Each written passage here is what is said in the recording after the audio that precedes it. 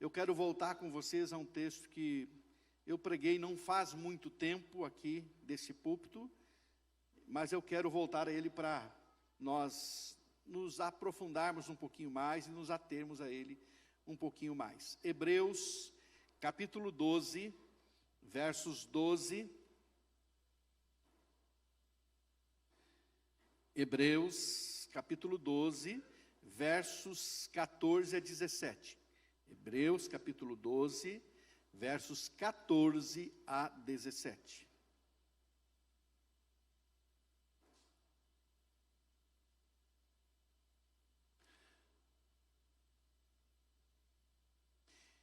Quero pedir encarecidamente, quem tem celular, se você usa a Bíblia no celular, eu peço que traga sempre a Bíblia física, a Bíblia de papel, para você ler.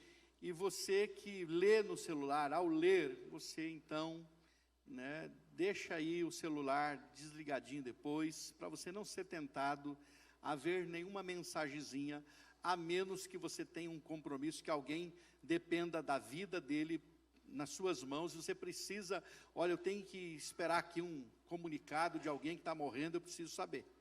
Tá? Caso contrário, vamos estar fixados aqui esta manhã. Crianças até qual idade, Ana?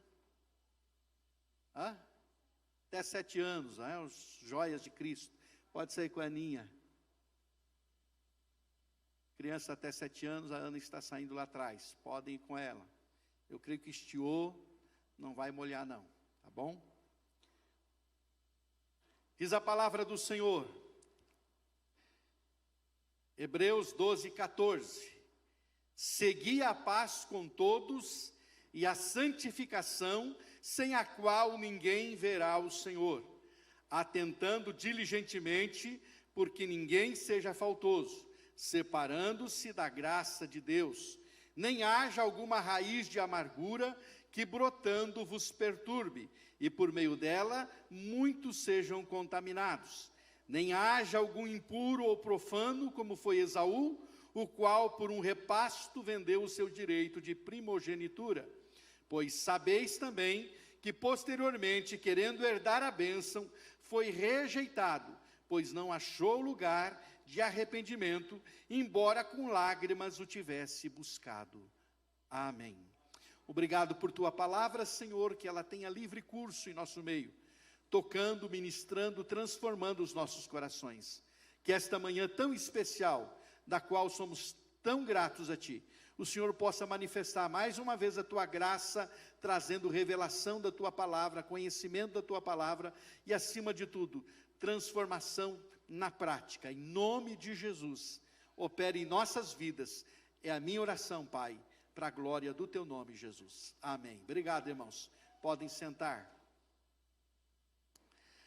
Quero compartilhar rapidamente, antes de ministrarmos a ceia do Senhor, sobre algumas atitudes de verdadeiros cristãos que precisamos ter e tomar. Vivemos um tempo, meus queridos, em que os verdadeiros cristãos precisam se manifestar com atitudes e não apenas com palavras. Não basta dizer que somos sal e luz. É preciso viver como sal e luz. Não basta dizer que eu sou luz, eu preciso manifestar essa luz. Não basta eu dizer que eu sou sal, eu preciso temperar o ambiente à minha volta. Preciso ser aquela pessoa que faz a diferença. Eu pergunto a você esta manhã, você está brilhando ou ninguém está conseguindo enxergar a sua luz? Você está brilhando? Ou ninguém consegue enxergar a sua luz? Não consegue enxergar porque ela inexiste. Se alguém não enxerga a sua luz é porque ela não existe. Você tem espantado as trevas com o seu brilho? Para brilhar, você tem que estar conectado à fonte. O grande problema é a falta de conexão à fonte. Muita gente não está brilhando porque não está conectado à fonte. Acha que tem uma relação com Jesus, mas é uma relação muito superficial. E não brilha por esta razão. Eu pergunto a você esta manhã, você está temperando o ambiente à sua volta? Provocando sede por Deus? Suas palavras têm sido temperadas com sal? Têm sido equilibradas? Têm sido de edificação ou de destruição? Têm sido de bênção ou de maldição? Como têm sido as suas palavras nesses últimos tempos? Você está, de fato, temperando o ambiente à sua volta? Um nascido de novo, transformado por Jesus, precisa ter atitudes condizentes com essa nova vida. Não pode dizer que é nova criatura, nova vida, vivendo como velha criatura, vivendo na velha vida. Não é possível, não pode ser. Por isso, o escritor aos Hebreus, inspirado pelo Espírito Santo, ele nos traz palavras de exortações que precisam ser levadas a sério. Isso se não quisermos passar a vida enganando-nos a nós mesmos. Tem um monte de gente enganando a si mesmo, achando que tem um compromisso e um relacionamento com Deus, quando as suas atitudes evidenciam exatamente o contrário disso. Por isso precisamos de atitudes de verdadeiros cristãos. E existe aqui nesse texto pelo menos 4 atitudes que verdadeiros cristãos precisam tomar em sua vida.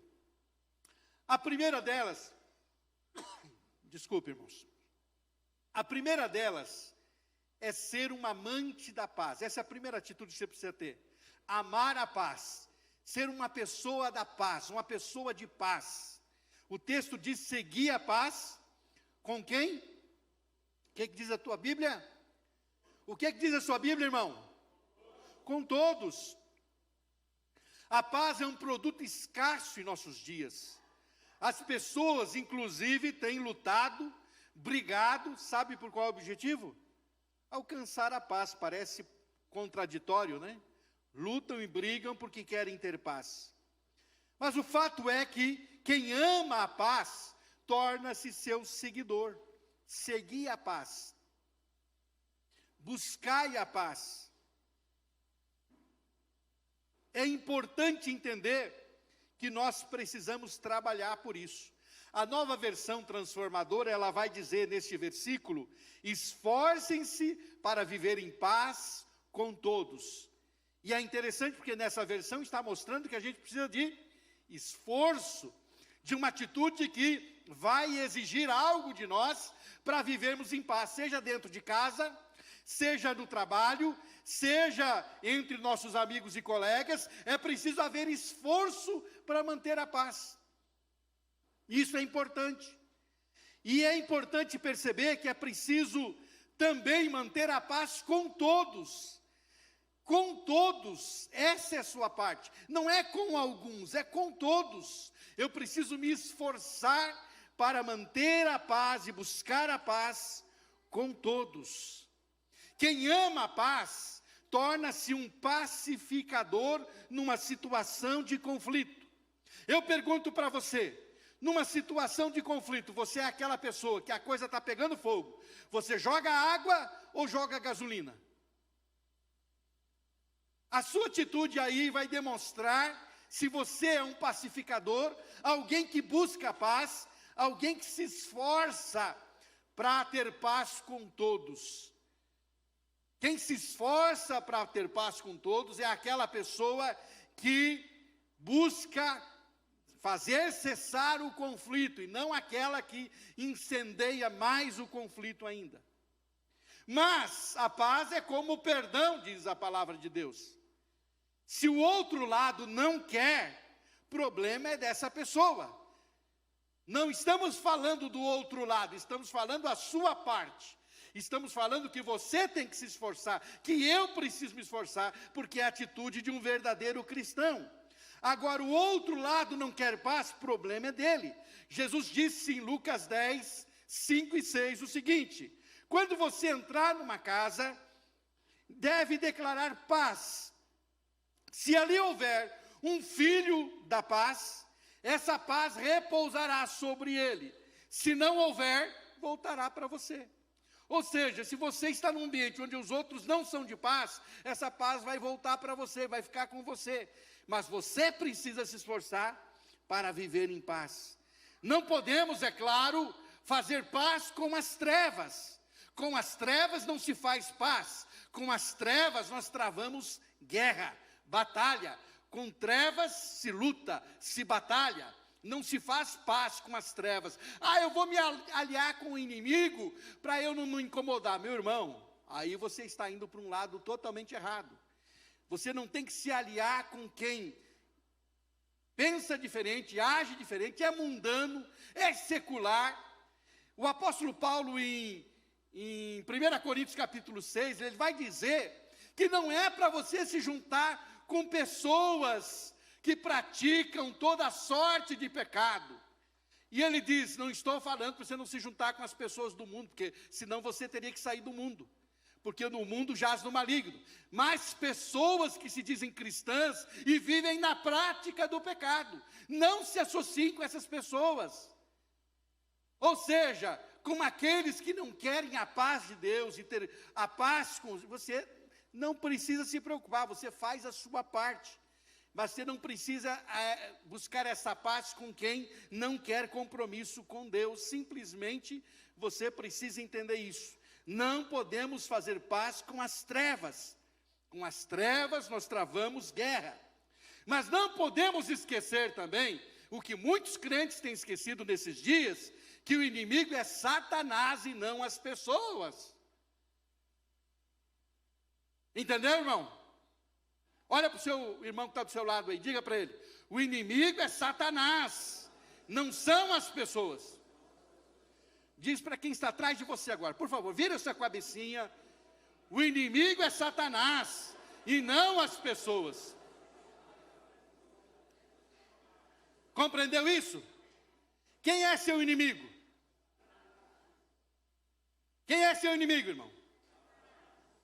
Satanás, não são as pessoas. Entenda isso. É ele quem escraviza, é ele quem fecha a mente, é ele quem torna as pessoas escravas. Se você quer que alguém mude o seu pensamento errado, você não tem que brigar com ele, você tem que orar para que ele seja liberto, que as escamas caiam dos olhos. É assim que funciona. E essa batalha é em oração. Mas as pessoas preferem perder tempo discutindo do que orando. Preferem perder tempo argumentando do que orando. Porque é na oração, é no mundo espiritual que você liberta cativos e abre os olhos dos cegos. Quem diz isso é a palavra de Deus.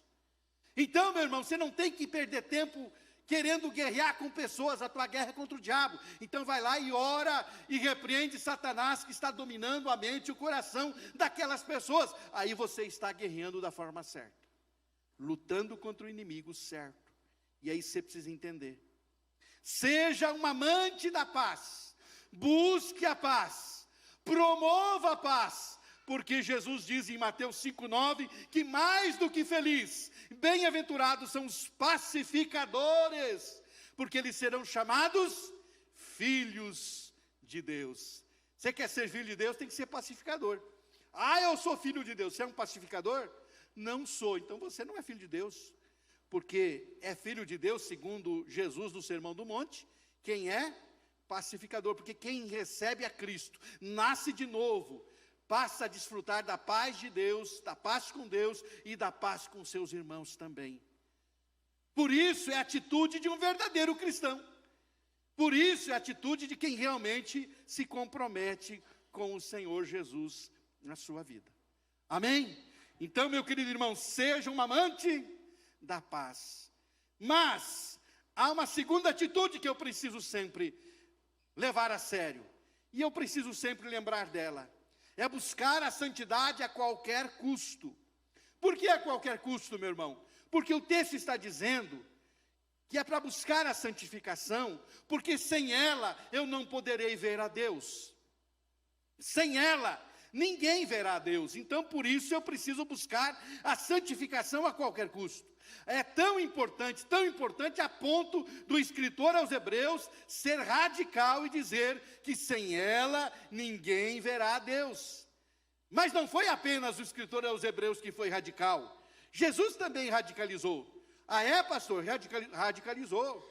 Entre outras coisas, ele disse assim: sede perfeito, como é perfeito o vosso Pai que está no céu. E eu só posso buscar essa perfeição se eu me santificar, me separar. Isso é importante. E Jesus radicalizou ainda mais, e no Evangelho de Mateus, capítulo 5, versos 29 e 30. Sabe o que ele diz?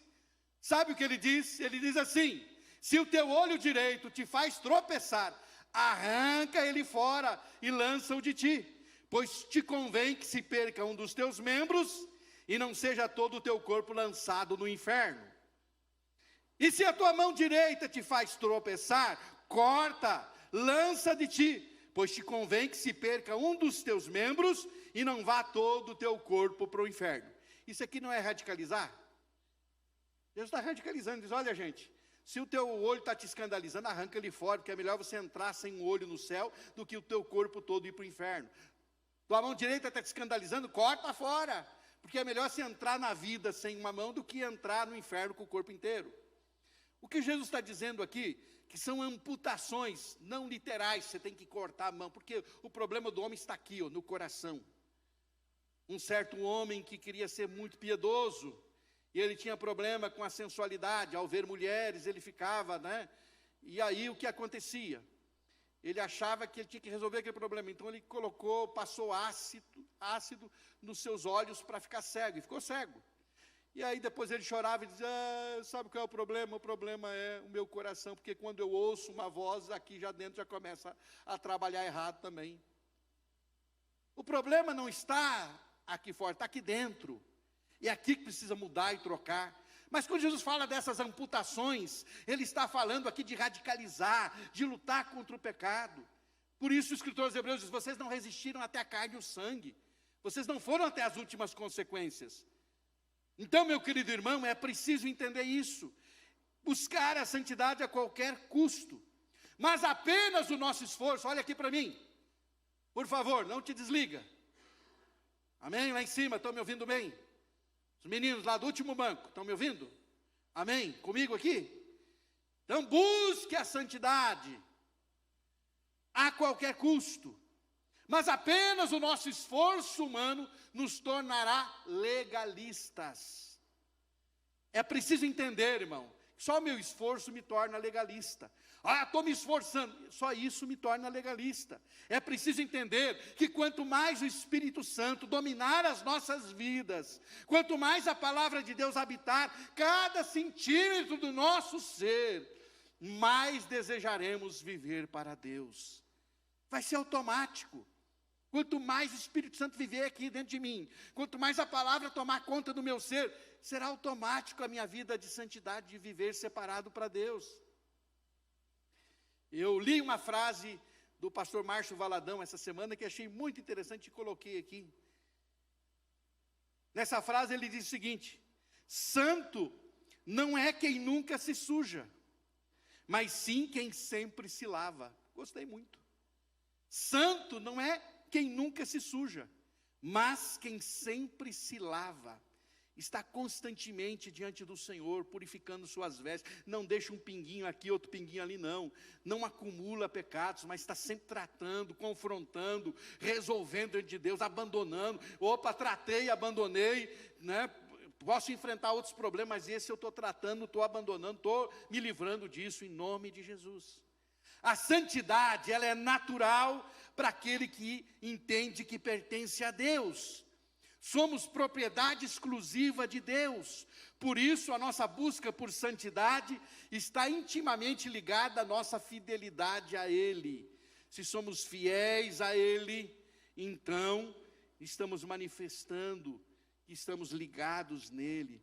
A busca de santidade está intimamente ligada com a nossa fidelidade a Deus. Não tem como ser separado para Deus e não ser fiel a Deus. Fiel à sua palavra, fiel ao compromisso assumido com Ele, fiel ao compromisso de andar com Ele sendo um discípulo dEle, fiel ao grande mandamento de fazer discípulos, fiel ao grande mandamento de amar, fiel ao Senhor Jesus, tendo compromisso com a sua igreja. Não tem como, se você não vive em santidade. A santidade leva à fidelidade, e a fidelidade é resultado dessa santidade, dessa vida separada para Deus. Por isso, busque a santidade a qualquer preço, querido irmão, porque sem ela você não vai ver Deus, sem ela ninguém verá Deus. Precisamos buscá-la em todas as áreas da nossa vida, todas as áreas. Diga para o seu irmão aí, todas as áreas. Todas as áreas, mais forte, todas as áreas precisam de santidade. Uma outra atitude extremamente importante que verdadeiros cristãos precisam tomar é eliminar as raízes de amargura, versículo 15. Ele vai dizer, o escritor, atentando diligentemente, porque ninguém seja faltoso, separando-se da graça de Deus, nem haja alguma raiz de amargura que brotando vos perturbe, e por meio dela muitos sejam contaminados. Raiz de amargura cria brotos. Olha aqui para mim. Raiz de amargura cria brotos, cria raízes, contamina muitos. Como está o seu coração, querido irmão? Cheio de amargura? Envenenado, envenenando tudo à sua volta? Ou está em paz, cheio de amor, exalando o bom perfume de Cristo? Creio que esses dias, preste atenção, creio que nesses dias, muitos crentes precisam de uma limpeza e desintoxicação do seu coração. Irmãos em Cristo aí amargurados por causa de política, precisam limpar o coração. Precisam limpar o coração, porque fica aquele sentimento ruim. Eu não queria que aquela pessoa ganhasse. Deus é soberano, irmão, está no controle. Limpa o teu coração.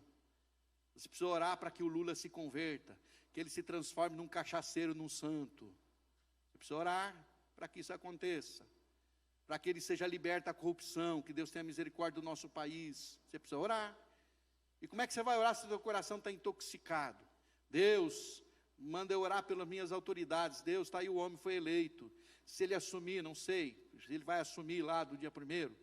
Deus, que eu possa orar para que ele seja liberto da corrupção, que ele seja liberto, né, da maldade no coração, que ele seja salvo, transformado por Jesus.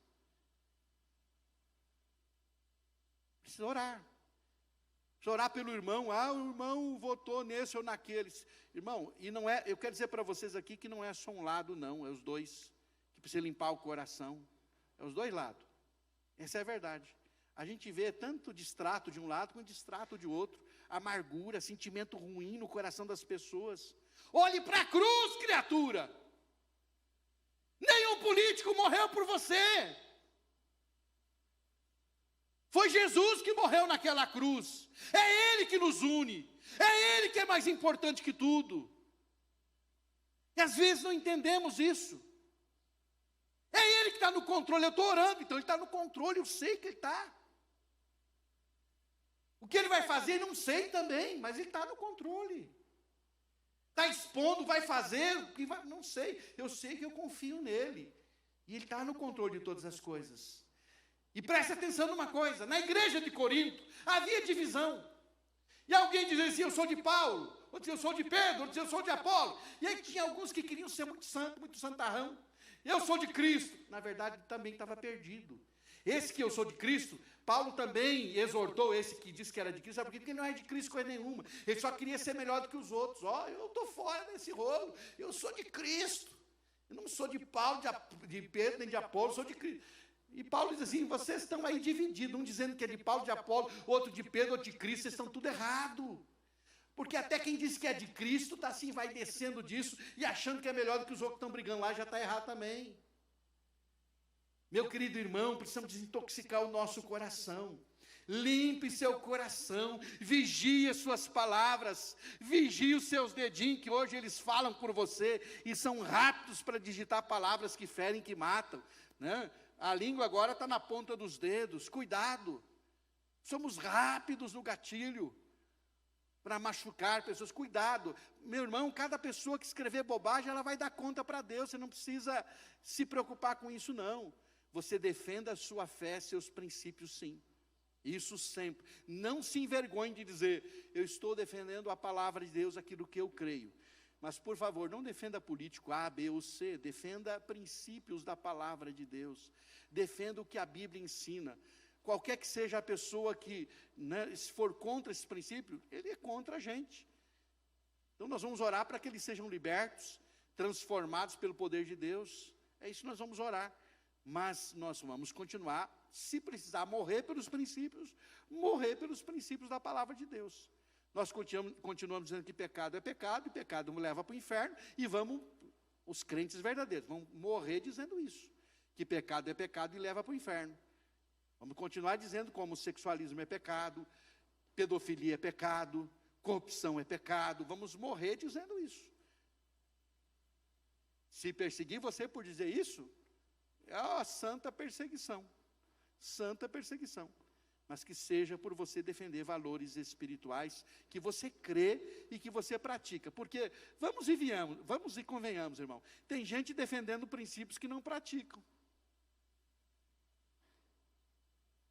Vamos e convenhamos, irmão. Tem gente com medo de perseguição de igreja fechar, mas não vem quando a igreja está aberta. Está aí, o pessoal está até usando isso nesses dias, você vê toda hora.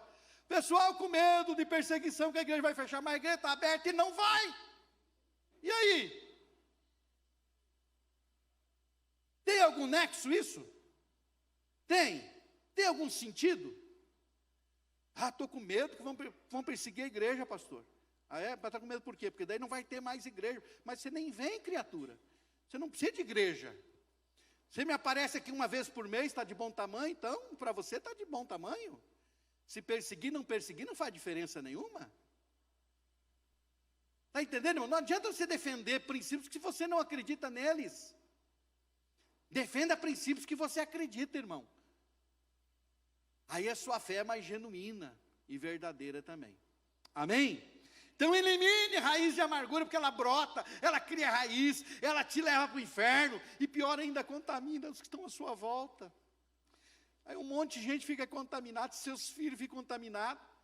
Aí você fala nome de crente lá na sua casa, aquele fulano é um safado que votou no Beltrano. Aí, meu Deus do céu, aí contaminou a mente da criança, o coração da criança também. Aquele fulano lá não é, daí você virou juiz, aquele fulano lá não é mais crente, porque ele fez, irmão do céu, há um só juiz e legislador, disse Tiago, Jesus Cristo. Então elimina a raiz de amargura da sua vida, do seu coração. Não tem lado certo não, irmão. Tem o lado que vive a palavra de Deus, só isso. E é isso que a gente precisa viver, a palavra do Senhor na nossa vida a cada dia. Amém? Pergunta para o seu irmão aí, como está o teu coração? Você vai participar da ceia. Você, meu irmão, vai participar da ceia. É bom você limpar o coração antes, viu? Raiz de amargura tem que jogar fora. Contaminação tem que jogar fora. Peça a Jesus que o teu sangue me limpe, que o teu sangue me purifique, que o teu sangue tire da minha mente e do meu coração tudo que não presta. E ainda, irmãos, para concluir, valorizar bênçãos espirituais. Essa é outra atitude de verdadeiros cristãos. Verso 16 diz, nem haja algum impuro ou profano como foi Esaú, o qual por um repasto vendeu o seu direito de primogenitura. A exortação é para que o mau exemplo de Esaú seja uma lição para a nossa vida, uma lição proveitosa para nós. Ser profano é não dar valor àquilo que é sagrado. Eu vou repetir para você gravar. Ser profano é não dar valor àquilo que é sagrado. Isso aqui para mim, irmãos, é por demais importante. Isso aqui para mim é sagrado. Isso aqui para mim é muito importante, é sagrado. Isso aqui para mim é sagrado, é importante. Quando eu digo assim, isso aí não participo hoje, participo amanhã, qualquer dia, está tudo certo. Valorize Valorize as coisas espirituais, irmão. Valorize aquilo que o Senhor separou como especial. A bênção do pai ao filho mais velho era algo muito especial, mas Esaú tornou aquilo sem nenhum valor ao trocar por um prato de lentilhas. Que me adianta bênção de primogênito se eu estou com a barriga doendo de fome aqui? Me passa logo esse prato de lentilha e fica com essa tal de bênção do filho mais velho. Ser profano é não valorizar as coisas espirituais. Quando vejo crentes trocando bênçãos espirituais por coisas materiais, me entristeço. Quando vejo crentes trocando o culto a Deus por programas que alimentam a carne, me entristeço. Quando vejo crentes argumentando que é só um culto, ou só uma ceia que está faltando, entristeço o meu coração. Imagine o Espírito Santo de Deus. Imagine o quanto ele não fica triste quando a gente acha que é pouca coisa desprezar as coisas dele. Valorize, irmão, as bênçãos espirituais. Seja uma virgem prudente. Lembre-se que Jesus disse: como foi nos dias de Noé, assim seria na sua volta também. Como eram os dias de Noé? Eram dias em que casavam, comiam, bebiam, davam-se em casamento, a vida seguia um rumo normal e as pessoas focadas nessas coisas. O mundo vai estar focado nisso: comer, beber, casar, dar-se em casamento, sem nenhuma preocupação com as coisas do céu. O mundo está desse jeito. Mas nós precisamos ser virgens prudentes. Nós precisamos ser, de fato, pessoas que estão atentas a isso. Por isso, valorize as bênçãos espirituais, valorize a sua salvação. Diga para o seu irmão assim: a sua salvação, meu irmão, vale mais do que tudo que você tem, vale mais do que tudo que você vem a ter, que você possa vir a ter. A salvação vale mais do que tudo. Nada, absolutamente nada pode ser trocado por ela. Valorize a sua salvação, meu querido irmão. A vida eterna com Jesus. Depois, muitos estarão no tormento dizendo: se eu tivesse aproveitado a oportunidade, se eu tivesse levado a sério, mas é tarde demais. Não tem mais jeito depois de lá, irmão. É isso que você precisa entender. Valorize as bênçãos espirituais. Quero concluir essa palavra para participarmos da ceia, dizendo para você que em um tempo difícil como esse que estamos vivendo, é preciso que os verdadeiros cristãos tenham atitudes imperativas. Sejamos amantes da paz. Busque a paz e promova a paz. Não aquela paz que você vai negociar com o inimigo para você ter paz. Isso não. Eu vou abrir mão de princípios para estar em paz com... Não, isso não. Isso nunca, jamais. Por causa dos teus princípios, você tem que ser firme. Buscar a paz com todos é o seu dever. Promover a paz é o seu dever. Mas ao inimigo a gente ora para que haja... quem está nas garras de Satanás, preso ao diabo, tem que ser liberto por Jesus. Busquemos a santidade. E para isso... é preciso morrer todos os dias. Todos os dias eu preciso sacrificar a minha carne para poder viver a vida de Cristo. Eliminemos as raízes de amargura dos nossos corações. Ela contamina quem está ao nosso redor. Livre o seu coração dessa raiz maldita que contamina. E valorizemos as bênçãos espirituais. 4 atitudes importantes que verdadeiros crentes tomam na sua vida e buscam viver, praticar na sua vida. Que Deus te abençoe nesta manhã. Se você foi tocado por essa mensagem, não deixe de curtir esse vídeo. Inscreva-se no nosso canal no YouTube e assim você pode ter acesso a mais mensagens como essa para edificar a sua vida. E se você deseja fazer parte da nossa igreja e ter mais acesso às nossas informações e novidades, é só você baixar o nosso aplicativo no seu celular. Baixe gratuitamente. É só você abrir a loja virtual no seu celular e digitar IBI Cascavel. Aí você baixa o nosso aplicativo e tem mais acesso às nossas novidades e faz parte dessa família também. Deus te abençoe e um grande abraço.